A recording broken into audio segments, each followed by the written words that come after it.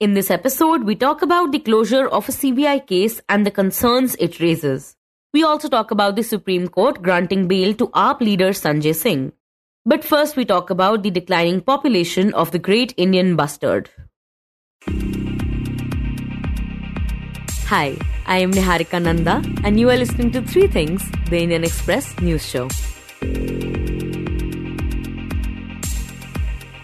At one point, the Great Indian Bustard, which is among the heaviest of flying birds, was found across the Indian subcontinent. But over the years, the population of this ostrich-like bird has shrunk to fewer than 150, making it one of the most critically endangered birds in the country. The Great Indian Bustard, or GIBs, are mainly found in Gujarat and Rajasthan, and among the things that continue to threaten their existence are power lines present in Kutch and Thar Desert of Western India. This is the reason why Supreme Court in 2021 ordered burying all power lines in the habitat of GIBs. However, the central government found this practically impossible to implement, and so last month, the court constituted a 7-member committee to find a balance between conservation methods and efforts to generate renewable energy. In this segment, my colleague Shashank Bhargava speaks to Indian Express's Jay Mazoomdaar about how power lines affect GIBs. Jay, begin by telling us what is the reason that the Great Indian Bustard has become critically endangered over the years?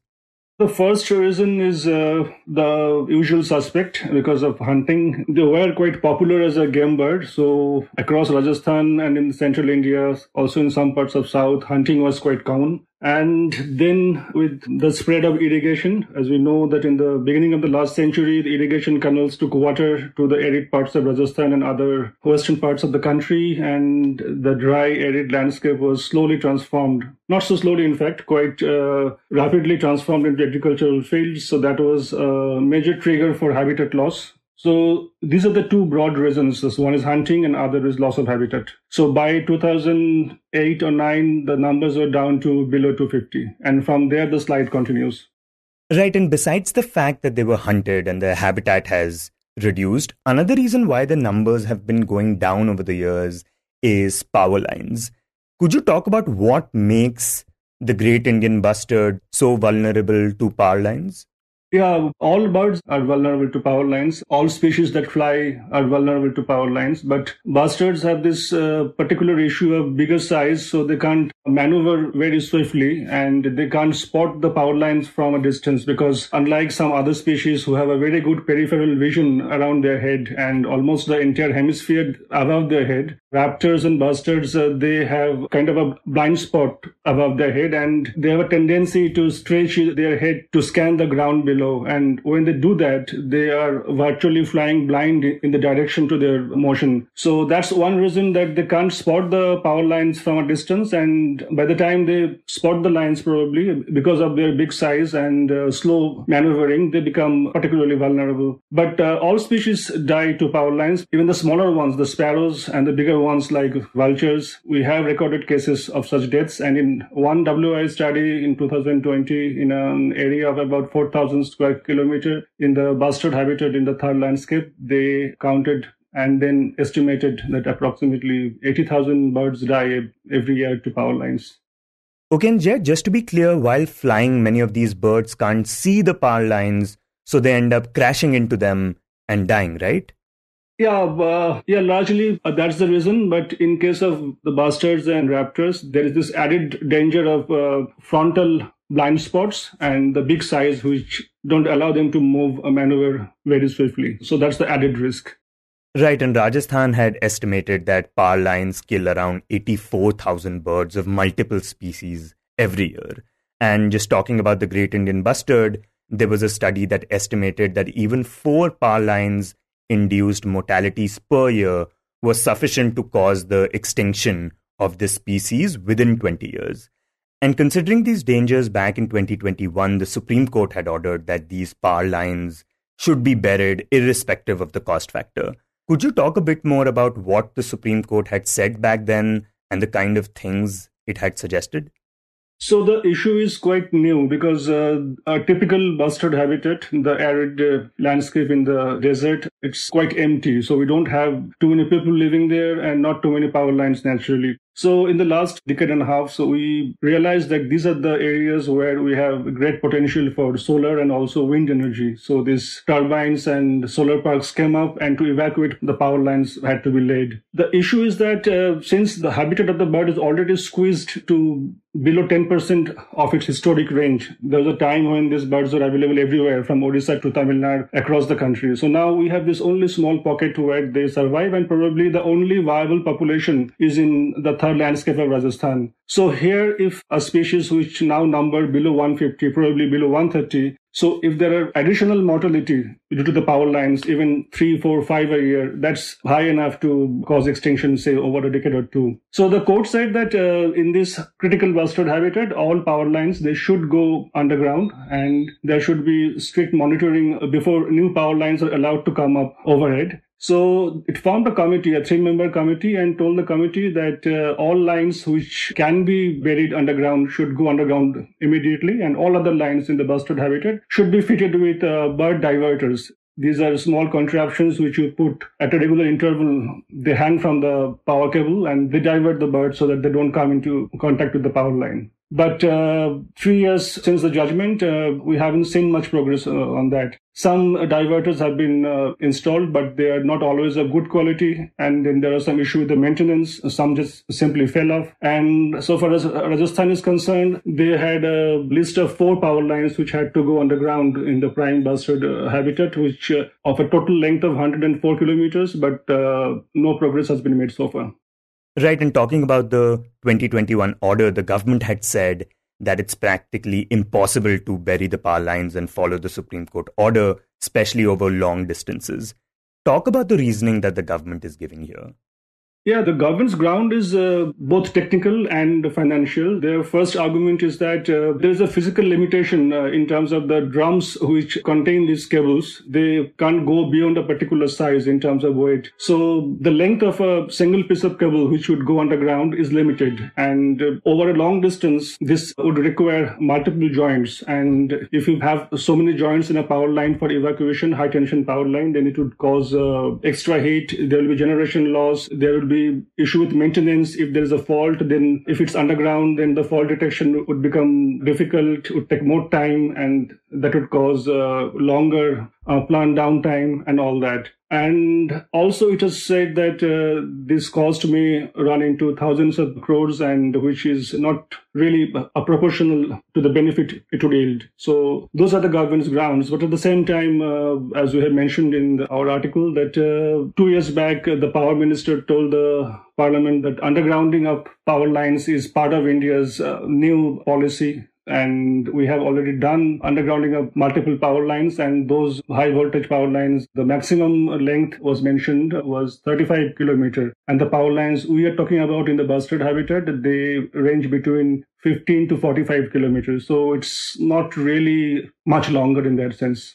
And is the government specifying just how much this will cost? Is there an estimate to that?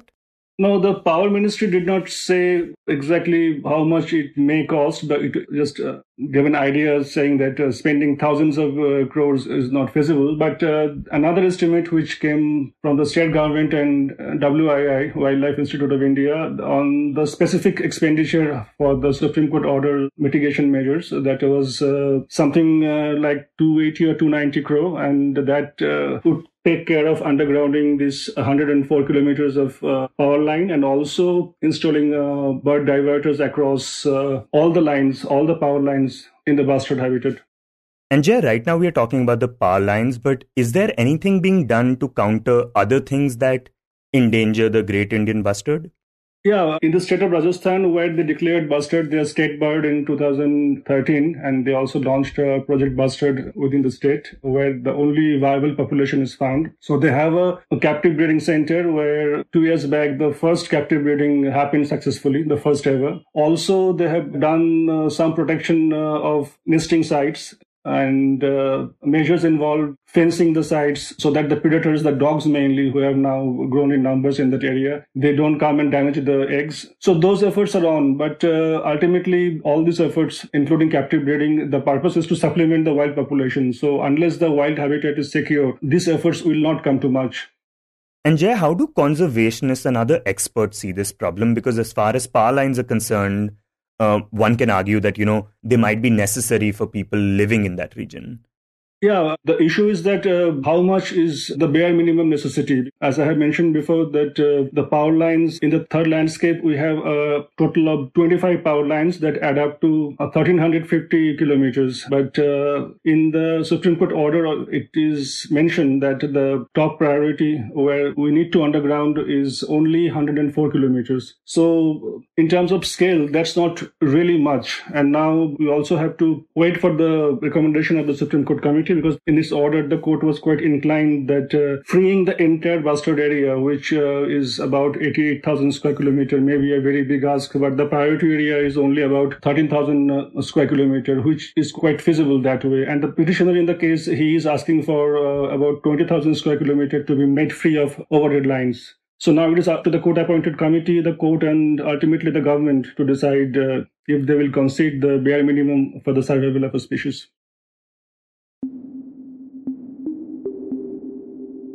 Next, we talk about a CBI case closure. On the 19th of March, 8 months after NCP leader Praful Patel, along with Ajit Pawar and other party leaders, joined the NDA, the CBI filed a closure report in the Air India-Indian Airlines merger case. During the merger, Patel served as the Civil Aviation Minister and later became one of the key suspects in the case. Both the CBI and the Enforcement Directorate had questioned him multiple times, and he was considered a close associate of Deepak Talwar, who allegedly helped divert profitable Air India routes to private airlines by leveraging his connections with the minister and other aviation personnel. To learn more about the Air India-Indian Airlines case, how it unfolded, and what this closure signifies, we are joined by Indian Express's Deeptiman Tiwary in this segment. Deeptiman, for our listeners, can you start by talking about the Air India-Indian Airlines merger case? Okay, so in the UPA 1 government, there was this proposal which was brought to merge Air India, which was the international arm of the Indian Airlines, and Indian Airlines, which was holding the domestic market, together and merge them together. And this merger was done in 2007. So there was an opinion that this was a bad decision, and it led to unnecessary expansion of the airlines, which led to massive losses, and Indian Airlines, which was a market leader in the domestic market, became a big player after this in the market, and the merger actually caused huge losses and mounting debts, because for the expansion the airlines took massive loans from both Indian and US banks. And this eventually led to the collapse of the Indian Airlines, and it had to be bailed out by the Tatas, as we just know it happened recently. So following the Supreme Court complaint and an order from the Supreme Court, the CBI registered a set of 4 FIRs in this case in 2017. Basically, these FIRs alleged that there was dishonesty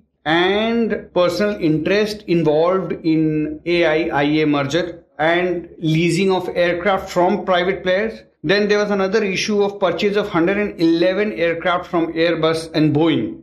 Apart from allegations linked to ceding of profitable routes to foreign airlines and some amount of corruption in opening of training institute with foreign investments. Also came the issue of Praful Patel's alleged ties with middleman Deepak Talwar. Right. And you mentioned Praful Patel. How was he involved in this case? That's because he was the civil aviation minister when all these decisions were taken. And so as the head of the aviation ministry, he was responsible for all the decisions. And so his name was there in all the FIRs. And also, obviously, in his defense, Patel has said that, this was a collective decision of the entire government and the bureaucracy. So obviously, he's kicking the ball towards perhaps the prime minister, because above him there would be a prime minister only and nobody else. So that's how Patel was involved in this whole case. And Deeptiman, the CBI had first registered an FIR in this case back in 2017. Where does the case stand right now? So currently, one of the 4 FIRs has been closed, and we are yet to see how the court reacts to it. 15th April is the date that the court has given for taking cognizance of this closure report. Rest of the 3 FIRs are still open, and investigation is going on. Multiple people have been questioned, both from the erstwhile UPA government and multiple private players. Okay, and do we know why one of those FIRs has been closed now? Well, the timeliness of this closure report cannot be ignored at all because we are just less than a month to go for 2024 Lok Sabha polls, and this closure itself comes about 8 months after Mr. Patel split the NCP along with Ajit Pawar, and the entire faction led by Ajit Pawar and Praful Patel and Chhagan Bhujbal went and joined the Eknath Shinde government, which is the NDA and led by the BJP. So this entire thing obviously puts a serious question mark over the very intent of the entire investigation and the course that the investigation is taking at this moment, and it sort of gives credence to the opposition allegation that anyone who joins the BJP or the NDA gets rid of all the sins that they may have committed, and so BJP effectively is a washing machine. And Deeptiman Patel was involved in another case involving alleged money laundering. So talk to us about that. Okay, so this case basically is related to underworld figure Iqbal Mirchi, and there were allegations that some properties held by Iqbal Mirchi were actually purchased by Patel. So that investigation is still going on, although Patel has denied any wrongdoing. But this property, which is in Mumbai, and there is a building named CJ House, which was constructed in Worli. This is sort of associated with Patel because Patel had allegedly bought this property from Mirchi. So this sort of linked him to the underworld. So that investigation is still going on. And Deeptiman, while on one side we are seeing the Enforcement Directorate is sending summons to leaders of the opposition, we are seeing Arvind Kejriwal's arrest, and on the other hand, we are seeing closure of cases for leaders joining the NDA. Why is this a concerning situation? Well, it's a question that only the government can answer. In September 2022, Indian Express did a series as explaining how 95% of all politicians under investigation by CBI and Enforcement Directorate were from the opposition. Obviously, the government has been claiming since that because they are corrupt, so they are being investigated. We are not corrupt, so we are not being investigated. But anyone, for a layperson, this is more than meets the eye, and it's a question that the government must answer. And talking about the Air India merger case in particular, how do we see it playing out in the future? So let's remember that though only one of the FIRs has been closed by the CBI, this was the first FIR which was registered in the case, and the other FIRs, follow out of it. And so one believes that this will have an impact on other cases. Also, let's remember that the middleman in this whole case, Mr. Deepak Talwar, he was deported from UAE and arrested by Enforcement Directorate and then arrested by CBI as well. And both the agencies have filed a charge sheet in the case. Now, when he is put on trial, his defense is likely to raise this issue that when the main case in this entire matter has been closed by the CBI, how can you prosecute or put on trial Deepak Talwar, the middleman in the deal? So all these issues are going to come in future. What would be the shape of investigation of the other three FIRs remains to be seen, because let's remember those three FIRs also flow out of the main FIR, which was about leasing of aircraft. So it remains to be seen how this pans out.